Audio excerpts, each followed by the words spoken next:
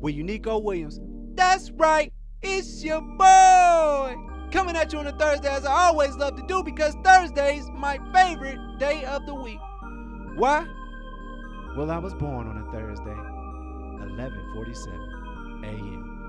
Woo! So happy to be back with y'all after another week, man. It's been wild, but I'm here. I got a new setup for all my listeners out there. You know, we got this old arm here, so I can sit back comfortably and not have to bend. You know, I'm just trying to improve.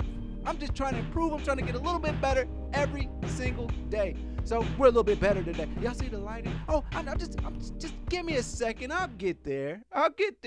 But hey, let's get into the show.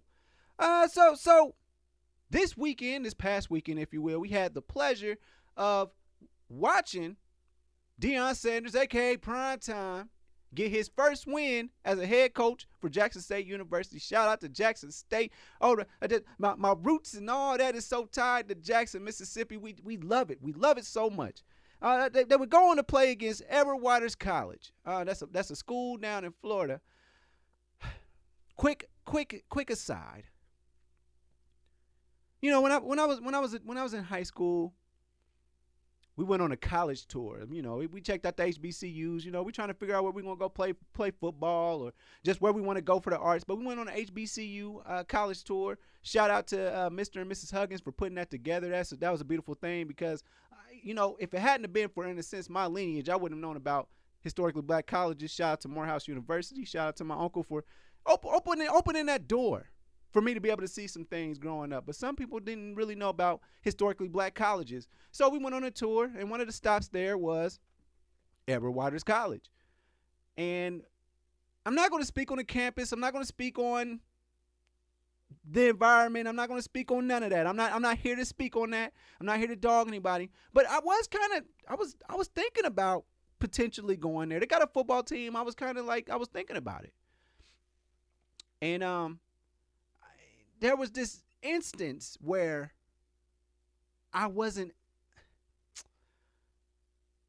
they slipped up on one thing. So I like what I like, and I want what I want. And if you in a sense give me those things, I'll do anything for you. Well, one of those things during this trip, I saw this towel. It was kind of dope. It had an EW printed on it. It was, you know, in all nice cursive font. It was orange and blue. It was dope, man. I really liked it. I really liked that hand towel. And me and my quarterback at the time, we down there, we kicking it. And you know, we thought that this towel was so dope, and I asked, could I have it? They told me no. So, of course, we stole it. And that's okay. And don't come back looking for it. Don't worry about none of that. Edward Waters College, you got something else to worry about, and I'll tell you what you need to worry about here in a second. But yeah, we stole the towel, and I didn't sign to go there, and I just didn't, because of that one thing. So Deion took Jackson State, and they won the football game 53-0, and that's what you get, Edward Waters College, for doing me like that back in like 2004, 2005, something like that. That's what you get.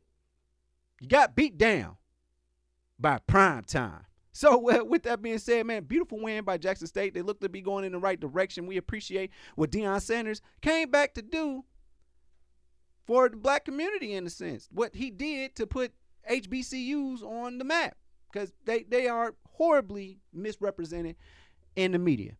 That's just real. Sometimes they give them some love during basketball season. Some of the HBCUs, especially Miami, I'm gonna just go like this: Mississippi Valley Conference. They got some dogs down there in all sports. But at any rate, they won the game, and they're supposed to be nice. You know, that's his first win as a collegiate head coach. Yeah, a big deal. This is Jackson State University. Oh, it was a big deal. But he went back to the locker room. They celebrated the win. And he goes into the coach's office and notices that he's a little short. What is he short of? His phone, his wallet that obviously carried his credit cards and all that. I mean, I gotta say, you can cancel credit cards, but boy, somebody get in that phone. If somebody get in that phone, oh, it's gonna be a problem. If somebody get in that phone, look, I'm just me. I'm nowhere near Deion Sanders at this point in my life, but if somebody get my phone, I might be ruining myself. Because I feel like Deion, he might be at this super duper level of I've been successful for so long. There's so many different things probably in my phone. I feel like he's a family man. He's past all that stuff. I know me right now in my life. If I were at that level, at my age, best believe it's probably some scandals all through my phone. I'm just going to be real with you. But yeah, they got away with it. It was gone. And so it was reported that his stuff had gotten stolen. Later on that day, or that night rather, a report came out that, it was just misplaced. So I was like, whew, because at first I was like, boy, we just don't do right. We just don't do right by each other. That's where I was at. And then another report came out the next day and said, no, it was stolen. Somebody on Deion Sanders' staff, or somebody that works for Jackson State, just somebody on the staff, it was a female. She caught the person that was doing it. And she's a woman, and apparently this was a man, and she wasn't about to just go up there and just start fighting some dude in order to stop this theft or this robbery, however you want to put it. She wasn't about to do all that. And all his stuff was returned, but we gotta do better. Excuse me. I'm not sure who this person was. I'm not.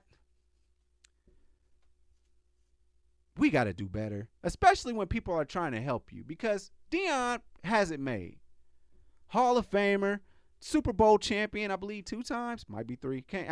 Don't hold me to that. Doesn't matter. He's accomplished.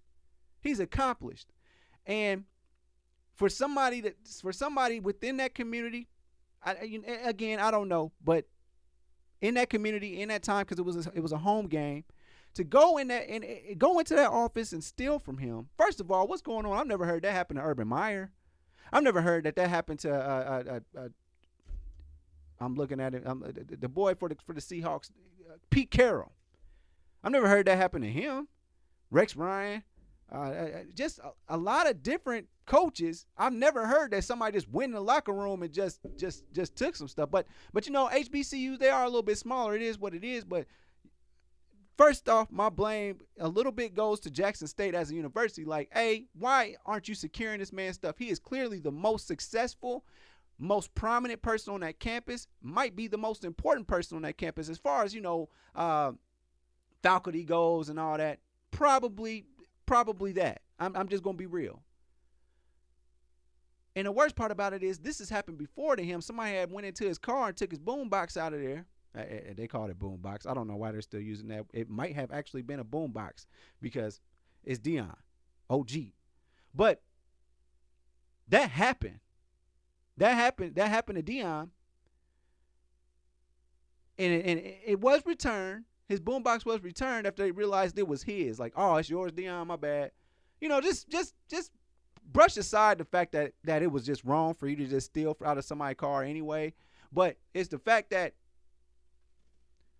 we got to stop doing this to each other. We do this stuff to each other all the time.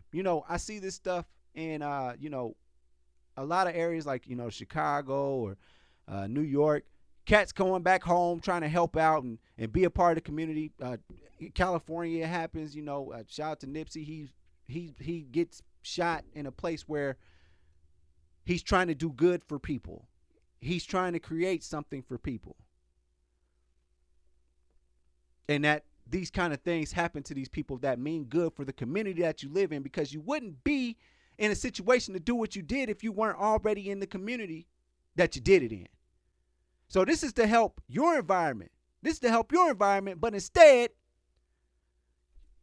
you're going around and biting the hand that's trying to feed you. You're biting the hand that's trying to lead you to water. It's not even the drinking the water part of it. He's trying to lead you there. He's trying to help the community by doing this. I can only imagine what Deion's done for Jackson State just from his presence. It doesn't have to be about the money that he has and how much he can give back to the community in that way. He's generating revenue from his presence in that community.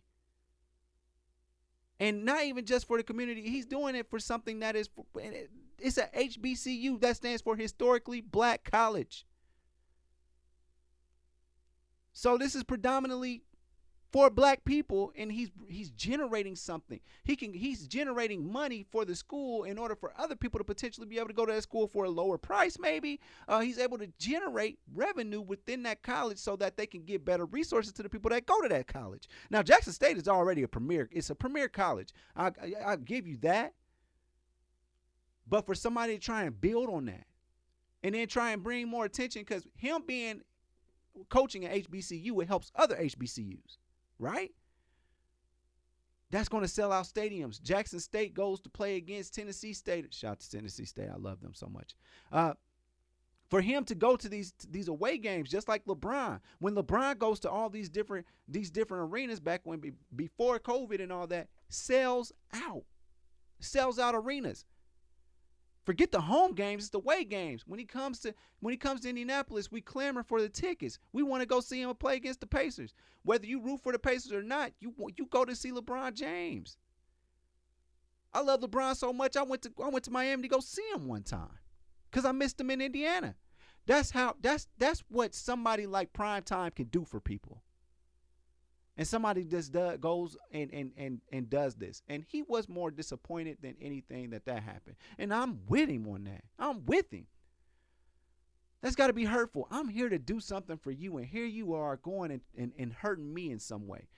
You should have nothing but the utmost respect for somebody that's trying to come in. Deion's from Florida. Deion went to Florida State. He could have easily went to a Division I school and been a head coach. He could have went to a lot of places. He chose a HBCU in an effort to help everybody as a whole. And this is what y'all do. You got to get it together. You got to get it together. And let me use that to segue into what happened to Cam Newton. Cam Newton's at a camp last week rather. He's at a camp trying to help the kids out. This is during COVID, but he's still putting the camps together. I'm not worried about the protocol stuff, all that. I'm talking about the fact that he came back, still put together this camp to try and help kids and show them something that they never seen before. He's trying to show them the way, because let's think about Cam Newton. Cam Newton is a black quarterback. He runs, and he's got a hell of an arm. That is the general consensus in the league and a lot of different other places about black quarterbacks. All they can do is run and throw the ball far or throw it hard. Not accurate, can't read defenses, all that kind of stuff. Cam Newton did more than that. Cam Newton went to the SEC. He didn't do it like Tim Tebow. Threw the ball well. We know Tim Tebow's good for rushing the ball, and we know he's good for throwing short routes to Percy Harvin, who's going to take it to the promised land no matter where you throw it to him on the field. You throw it to him short, he's going for 50. That's the kind of athlete that Percy Harvin is, and I think that Percy Harvin doesn't get the glamour and the praise that Tim Tebow gets for that run. Cam Newton went out there, did his thing, won a Heisman, and won a national championship in college in SEC, which is arguably the best conference that there is in college football. And then he went to the NFL, number 1 overall pick, gets Rookie of the Year, throws for almost 5,000 yards, goes on to continue to have, with a very middle of the road team, by the way. They had a pretty decent defense most of the time that he was there, but offensively inept. If it wasn't for Steve Smith, I don't know, because Steve Smith is a dog. Steve Smith Sr., by the way. I apologize. Let me put some respect on that man's name. Steve Smith, he's a dog. Cam went out there and he did some things with Carolina, goes on to win the MVP, and goes to a Super Bowl. Injuries were going to happen because he pretty much gave up his whole body for the Panthers, and the Panthers didn't even have the decency to put him in the top 5 of their players of all time, but that's neither here nor there. We can have that conversation another day. I'm here to talk about this. So this kid is calling him, you a free agent. You broke. Cam says, no, I'm rich. I'm rich. You a free agent. You about to be broke. Nah, you probably ain't about to be broke. Now, how do we see this? How do we find out about this? It's because the kid or one of his homies decided to record it and upload it to the internet.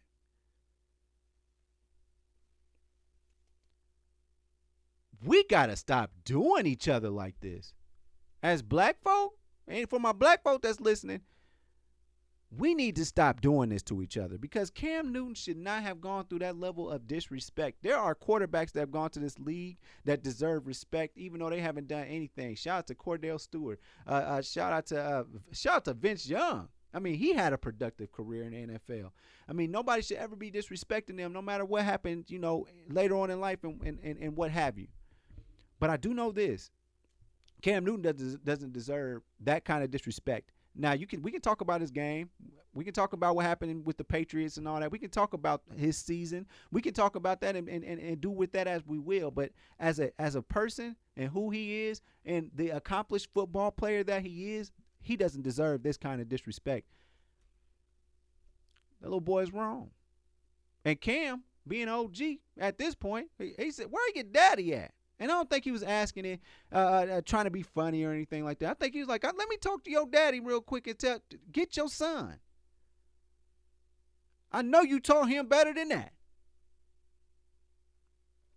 The disrespect, man. The disrespect. I can't believe it. And it makes it so hard because you think about people that are from these places, that are from the South, or just or from like a big city and whatnot, and they move away from it, and they've never come back. And these are the reasons why they don't. Because the kids and the youth and the people around, they don't respect them the way that they should. Man, I'd do anything to be a kid and listen to what Cam Newton has to say about success and how to reach it, how to read defenses, because it's not like you can't read defenses. We've seen the sound clip of him. Oh, you study film too, huh? All right, watch this. Bust that wheel route on him, on that linebacker that thought he knew where it was going. Throws it to McCaffrey. Touchdown. He can read defenses. He knows the NFL. The thing is, he knows how to get where you're trying to go. So this is where I'm at with that kid. He's got the most pressure on him that you could ever possibly have. He got more pressure on him than LeBron James could ever have. You talk crazy to Cam Newton.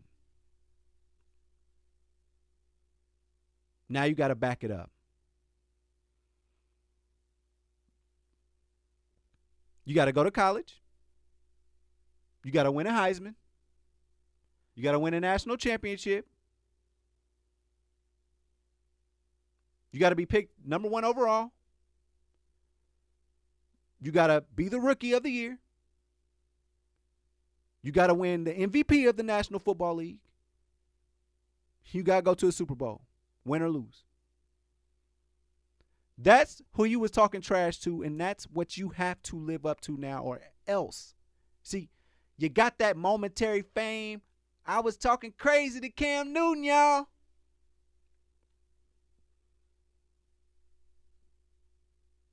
The internet keeps everything. The internet keeps everything. So now, you're going to be highly scrutinized. Every little thing you do is going to be scrutinized. And you know what? I want you to rise to the challenge. You talked crazy to Cam Newton. Now I want you to go to the NFL. At that. Just go to the NFL. Let's start there. Go to the NFL. Matter of fact, let's start here. Go D1 at some point. Cam went to JUCO for a second. I mean, after he went to Florida for a hot second, he went to Florida first, and then he went to a JUCO in Texas, and then he came back to the SEC and got a championship. That's a tall order. And I want you to stand up. I don't want to see you fail, young man. I don't want that kid to fail. I want him to stand up and stand on them words that he said that day. And then when he gets there, want him to apologize, or maybe even just, I was young and I apologize. I shouldn't have said it like that. But I'm gonna come into the NFL and do the best I can. Matter of fact, I called Cam and I apologize to him. I want to see that interview on ESPN one day. That's what you have to live up to after you talk crazy to that man the way that you did. I don't know about what you do as an athlete, but at this point in time, I'm rooting for you.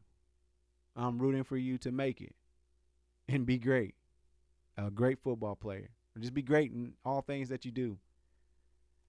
Because you talk crazy to somebody that's done it all and tried to pave the way for you.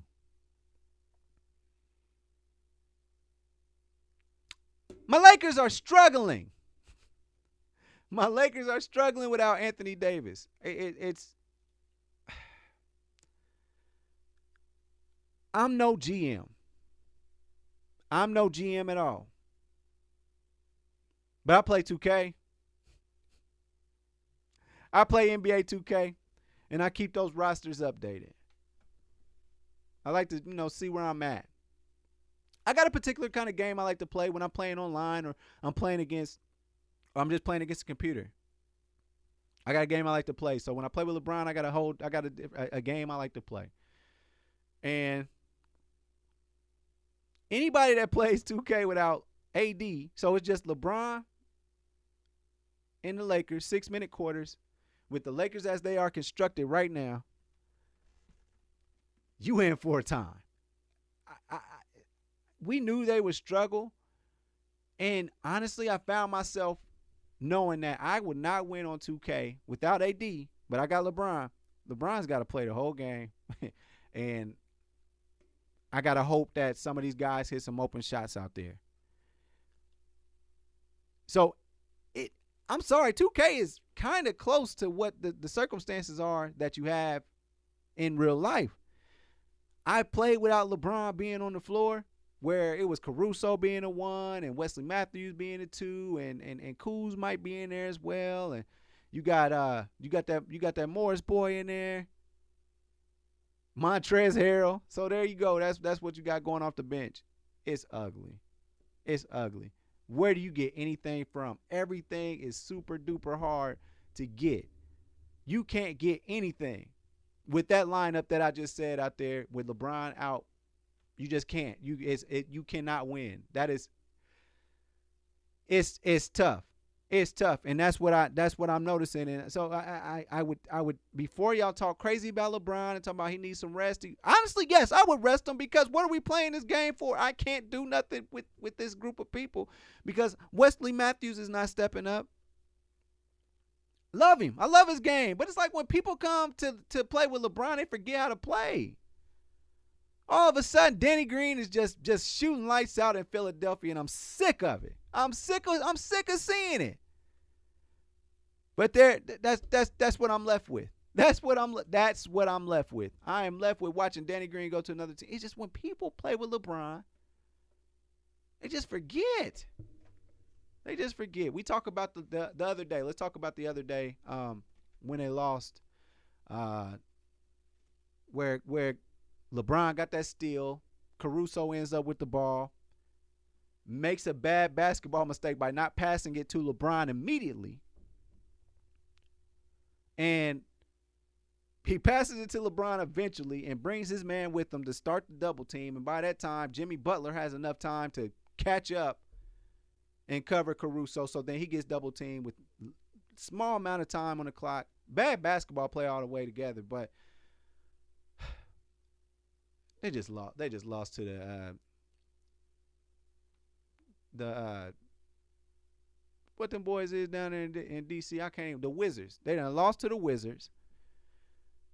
Wizards came back and they was blowing them out. Like, you show us signs of being a great team, but the Lakers are struggling. The Lakers are struggling right now. It's tough to watch, but it's very true. LeBron needs AD right now. That's why they went and got him. because he can't do this by himself with the people that they surround him with. It's reminding me of the year that they didn't make the playoffs when he hurt his groin. It's giving me shades of that. No matter how good LeBron is, man, if people around you can't put up no numbers either, it's a problem. And Kuzma, I'm looking at you, man. Kuzma, this is your chance to make some money. While AD is out, I'm gonna average 25 points or more a game. That's what I would do if I'm Kuzma. But that's not what's happening. Man, he went on a hot start the other day. Hot start. Where are you at down the stretch, man? I believe in you, Kuzma. I said out of all them people, and I'm going to be real with you, I preferred them to keep B.I. because I always believed that Brandon Ingram is a baby Kevin Durant, and he just got to figure it out. And he did that at the end of this season before he got traded and all that. He was doing a great job.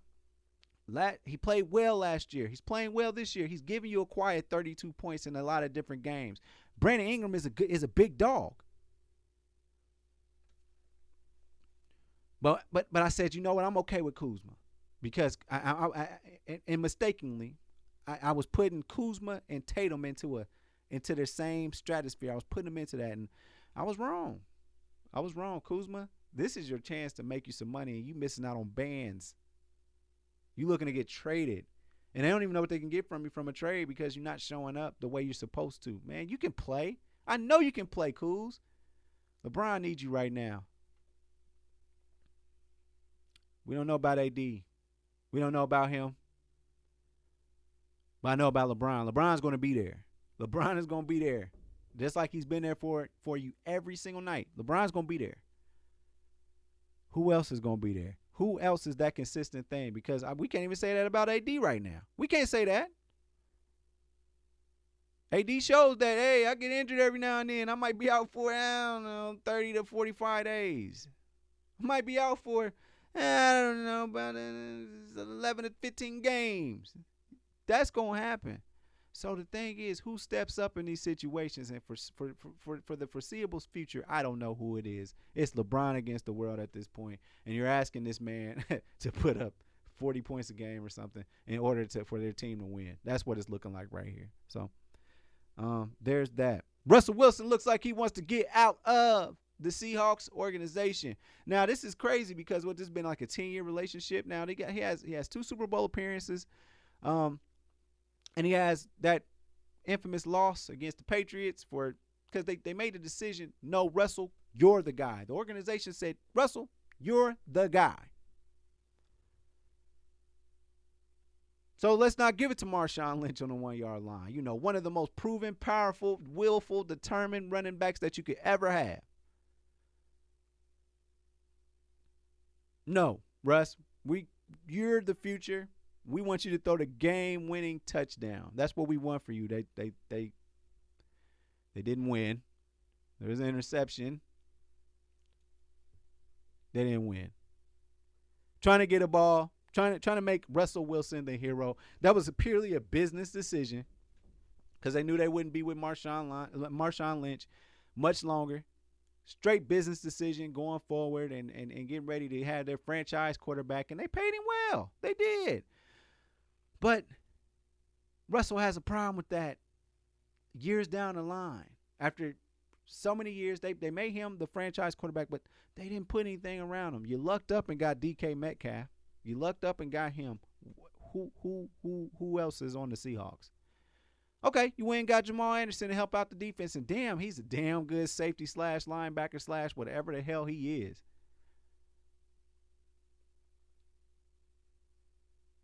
That's not enough. You ain't got somebody on defense. That's cool. But Russ does not have an offensive line. He doesn't. But y'all said that was cool. Russ is going to cook. He ain't been cooking because he ain't got nothing to cook with. He ain't got no ingredients, man. He can stir the pot, but what's in the pot? Okay? You got you some good seasoning. You got DK Metcalf. What about the meat? The vegetables? What's in the pot? Y'all ain't got no crawfish in there. Ain't nothing. And y'all telling Russ to cook. And Russ, so it turns out that the issue ends up being that before an Arizona game, he tried to put his input into the game plan, with me being a quarterback and all. Why would I not? Why would I not have a say in how we're going to attack this defense as I see it because I'm the quarterback? Oh, they brushed him off, y'all. They brushed him off. So now you got Russell Wilson out here. He's not too happy with the Seahawks organization. He gave out some teams that he would love to be traded to. Should it happen? He said, I don't want no trade, but if I was to get traded, Dolphins, Raiders. Shout out to my boy Fish. He says the Bears. And I can't remember the other team because honestly, it's just irrelevant. But he's trying to get out of there. I think if he goes, it'll be to the Raiders. I think 49ers would probably be good. No. That's about Justin Fields. We'll talk about Justin Fields later. But I like the approach that Russell is taking because he's taking an approach that's saying, y'all going to start listening to us. Because football really has more of that. They talk about that slave mentality and stuff in basketball, and I think it's a little bit more hyperbole than in football. Because in football, I understand, yes, you're getting paid millions of dollars and all that stuff. I get that. But there is a slave mentality. We'll get rid of you when we want to. And that's the attitude in the NFL. We are the end all of all things. We can just cut you today if we feel like it and not care. Yeah, you got a contract, so. Are you loving in our city? Well, we need to trade you. Got to do what's best for the team. So cats like Russell Wilson, cats like Deshaun Watson, a lot of these quarterbacks at this point, and they just happen to be African Americans. They're stepping up and trying to exert their powers because, honestly, where would your team be without me, the great quarterback that I am? They're taking a cue from the NBA. I like the way that it's going, so we'll keep our eye on this for a minute and see how that plays out. Fish, he ain't going to the Bears, man. He's not going to the Bears. It's just not. Quick point. I want to take it back to my hometown for a second.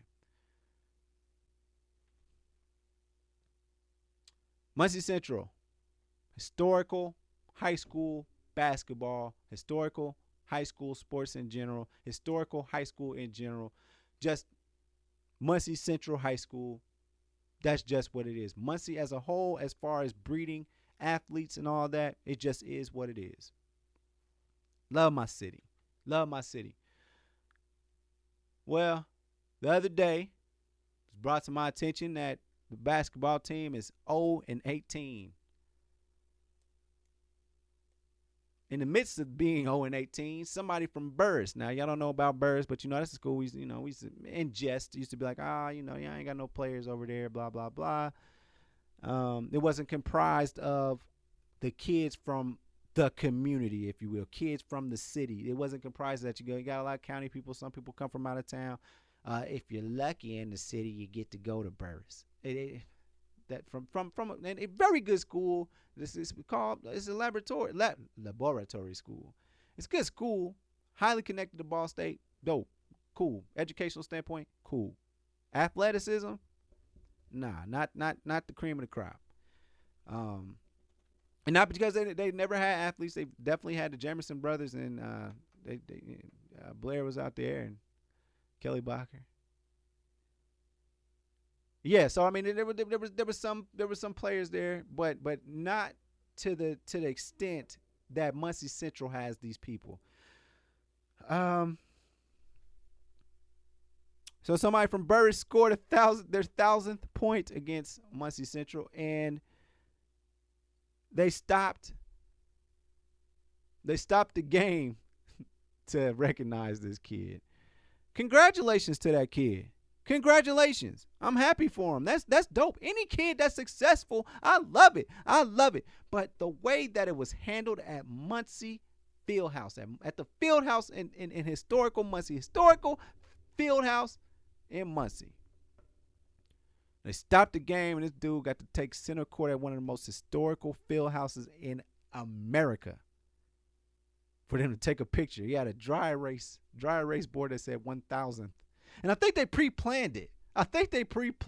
And shout out to Coach Blair. Had the nerve to be in a picture Oh, Blair. You had the nerve to be in a picture. You just rubbing in our faces like that. It's so wrong. It's so wrong.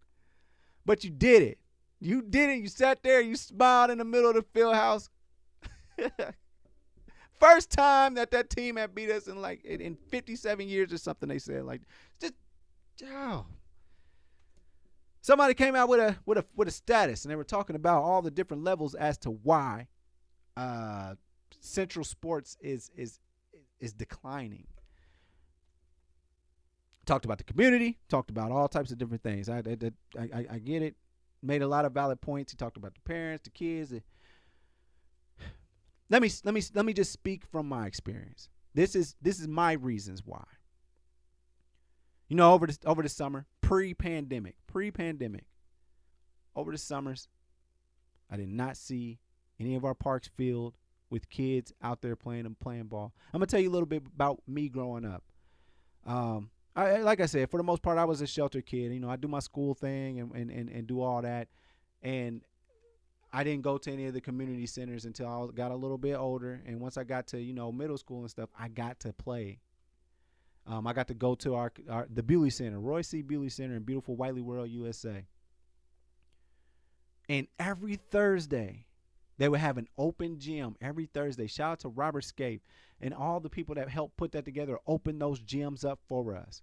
See, they had the inside gym that was actually in the Bewley Center, and they had an outside gym. Your first step to becoming a good basketball player was you played outside. You played outside at the outside court. After you got done with the outside court, sometimes the people, the high schoolers that were playing for Muncie Central. Now, mind you, the parking lot is fat. People are parked around the block.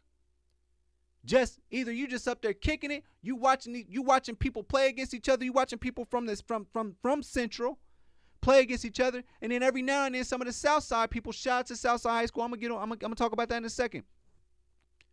They would come together and be playing against each other. They would give you Muncie Central versus Muncie Southside right there at the Bewley Center. You would get Wilson. Excuse me, I'm sorry. You would get Wilson Middle School versus Northside Middle School every single day out there. Shout out to the multi. They had open gyms, and sometimes we would travel to the multi, to the other side of town to go play because we just wanted to play basketball. And this is pretty much every kid in my city, in my age group or higher. Obviously, we've had people that were younger than me that would go on and play D1 too as well. Like there was a lot of talent because we're constantly playing basketball, constantly playing, trying to be better, fighting against each other, battling.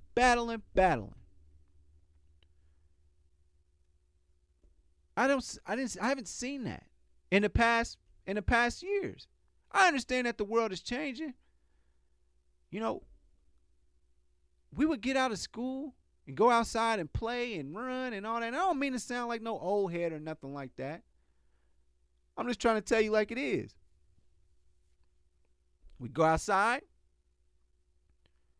throw the football around, get all the kids together in the neighborhood, go play football. Play football outside.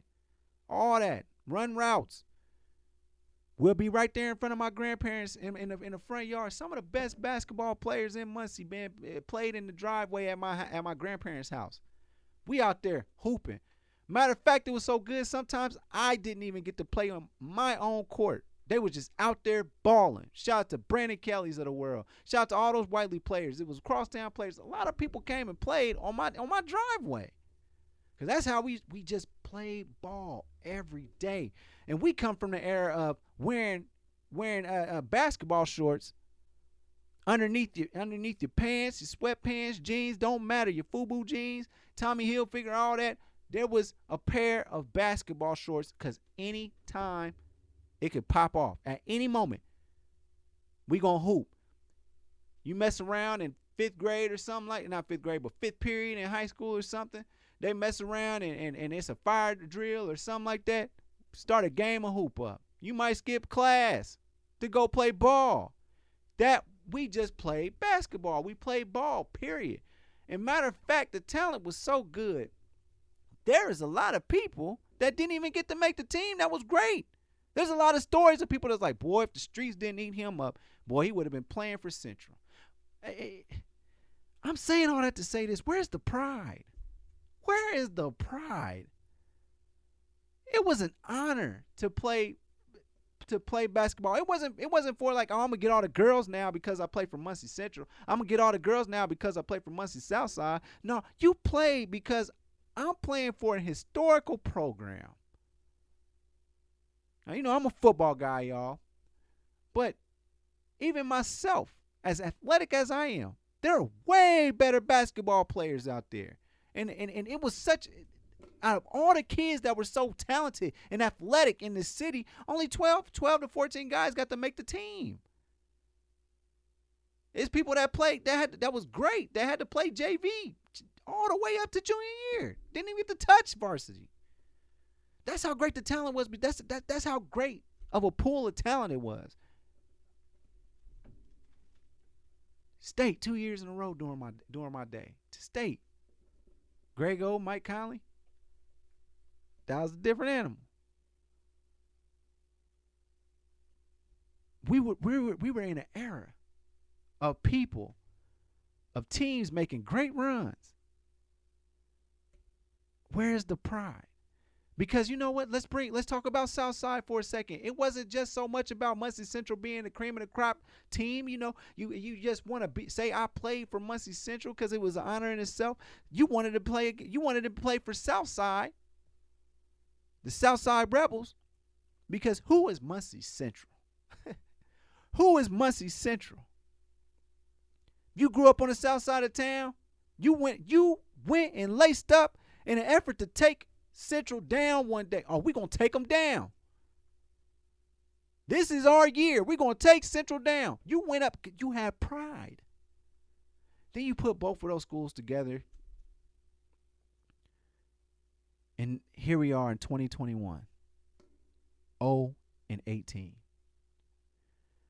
Where is the pride? Where is the pride? Going out there, lacing them up. They got the Kings of the Court thing going on right now, and it's cats from the old school, and not even so much the old school. Just what I want to say. What is Gary and them? What 25 and up? You got cats like that talking about open the gym up. We want to run. That as adults, they are still trying to get runs. That's how important the game is to them. But now we're in a culture where the kids, you go home and you learn the TikTok dances. You go home and you get on the Fortnite with the homies. No, where are you at? Where's your pride? 0-18, you better not. 0-18, you better not catch me on no Fortnite. You better catch me at night shooting on the court night. The pandemic hurt. I get that. It hurt development. But it affected Burris.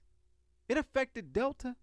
It affected Yorktown and my listeners that's way out there. I know you don't know these places, but these are schools that are not historically known to be people in my city. But you put two of the most historical high schools together, and this is the product that we have right now. Find your pride. I'm not over here trying to talk crazy about kids or anything like that. That's not it. But I'm just trying to what's the old adage? Each one teach one. And all I'm saying is this. Find your pride. Get better. And make it happen.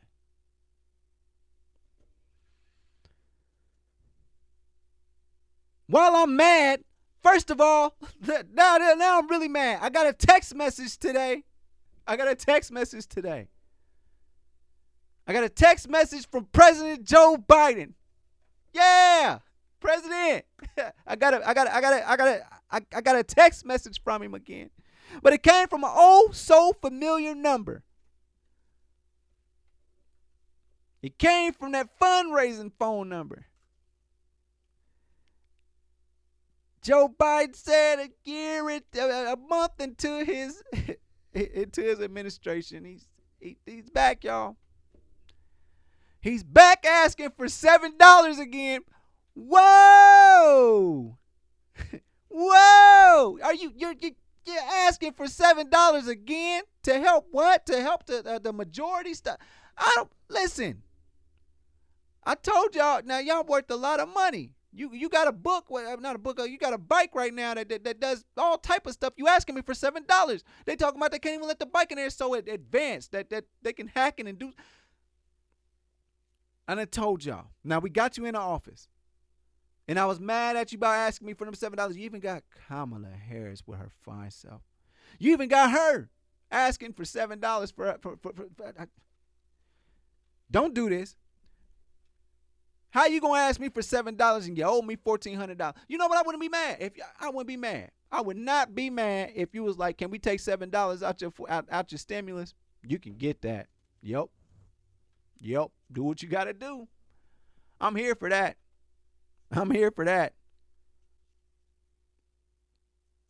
I'm not giving you $7 out of my money right now. You know how money is right now. We barely scraping by. All of us, we're barely scraping by. And you're doing just fine. Your rent's paid for the next 4 years. You got somewhere to stay for the next 4 years. And you gonna ask little old me for $7? Had a nerve to text me for $7? No, I can't go for that. No can do. I can't go for that. No, not happening. But again, the option is yours. If you ask me before you say, "Hey, I'm about to give you a check, can we get $7 out of it?" You got it, buddy. Now, ladies, if you're looking for somebody that would never disrespect you in that way, come texting your phone after you did everything that you could to help them out and say, "Can I get $7?" Then look no further than me. Go to christianmingle.com, look up Bartholomew, and we'll get it together. Girl, I'm my own stimulus, okay? Also, you know the deal. Go to Spotify, Apple Podcasts, Google Podcasts, and of course on YouTube. We are there every Friday. And you know what? I'm going to give y'all a little bit more every Friday. So make sure y'all go ahead and follow us overall 99ENT. So again, it's been another episode of Do You Hear Me with Uniqo Williams. I holla.